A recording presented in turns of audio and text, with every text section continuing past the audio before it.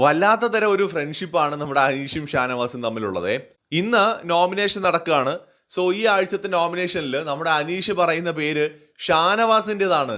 ഇന്നലെ ലാലേട്ടൻ ചോദിക്കുന്നുണ്ട്, അനീഷെ ഇപ്പോഴും സൗഹൃദമൊക്കെ ഉണ്ടോ? ചില അഭിപ്രായ വ്യത്യാസങ്ങളൊക്കെ ഉണ്ടെങ്കിലും ഞങ്ങൾ തമ്മിൽ ഇപ്പോഴും സുഹൃത്തുക്കളാണ് ലാലേട്ട എന്നാണ് അനീഷ് പറഞ്ഞത്. ഇതേ അഭിപ്രായം തന്നെയാണ് ഷാനവാസ് പറഞ്ഞത്. എനിക്ക് അറിയാൻ മേലാഞ്ഞിട്ട് ചോദിക്കുവാണ്, ഏതെങ്കിലും ഒരു സുഹൃത്ത് മറ്റൊരു സുഹൃത്തിനെ പുറത്ത് ചാടിക്കാൻ വേണ്ടി നോക്കുമോ? ബിഗ് ബോസ് പോലത്തെ ഒരു പ്ലാറ്റ്ഫോമിൽ ഇപ്പൊ അനീഷ് ഷാനവാസിനെയും ഷാനവാസ് അനീഷിനെ നോമിനേറ്റ് ചെയ്യുകയാണെന്നുണ്ടെങ്കിൽ അതിന്റെ അർത്ഥം എന്താണ്? അവർ ആ വീട്ടിൽ തുടരാൻ ആഗ്രഹിക്കുന്നില്ല എന്നല്ലേ?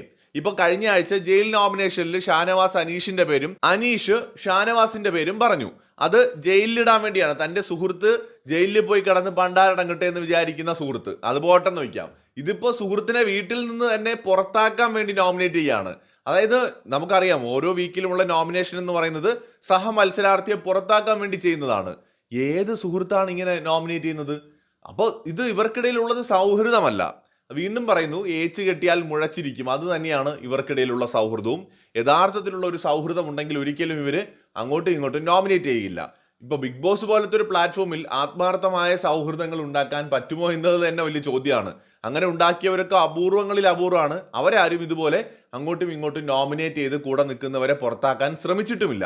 ഇവിടെ ഷാനവാസും അനീഷും വേണമെങ്കിൽ നമുക്ക് ഇൻഡിപെൻഡന്റ് ആയിട്ട് കളിക്കുന്ന രണ്ട് ഗെയിമേഴ്സ് എന്ന് പറയാം. അതിനപ്പുറമുള്ള ഒരു മണ്ണാങ്കട്ടയും സൗഹൃദവും രണ്ടുപേർക്കും ഇടയിലില്ല.